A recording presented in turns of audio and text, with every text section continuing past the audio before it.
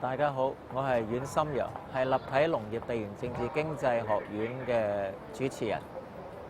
我哋而家現場報道呢，而家係2014年嘅12月8號，我哋喺呢個金鐘嘅佔領現場。咁你發覺呢，香港政府已經喺新聞報道度講咗，會喺2-3日內採取行動，係清除佔中行動嘅所有帳幕啦，同埋人士。咁呢度有可能係最後的晚餐㗎啦。咁現場咧，你睇到幾千幾萬人喺度。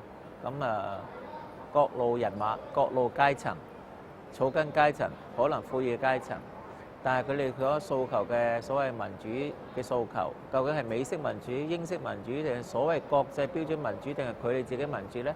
係冇人知道嘅。咁點都好啦，過往2個幾月嚟帶俾香港嘅動盪，帶俾我哋香港人嘅衝擊實在太大，搞到大家係好唔開心，大家朋友都反面，親戚都反面，舊同學都反面，咁就希望以後唔好再有呢啲咁嘅情況發生啦。我哋大家香港人要記住獅子山下嘅精神，共同努力。過往我哋好辛苦捱出嚟嘅香港，唔好因為所謂政治嘅成見、政治嘅意見，大家搞到一家人都打起交上嚟。最大得益嘅一定唔係我哋。最大得益嘅係西方搞政治陰謀嘅人，呢啲係咩人？就係同你洗腦嘅人啦。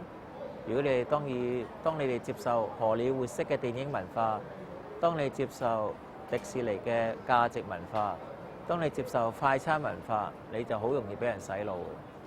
所謂唔同價值觀，就令到你有唔同嘅身軀去做唔同嘅嘢。而家下邊好多位人士揸住個咪表達佢哋唔同嘅意見，你都可以表達你哋唔同嘅意見。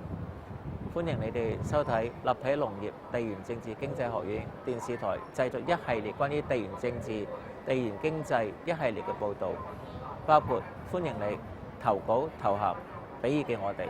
我係節目主持人阮心陽先生，多謝各位。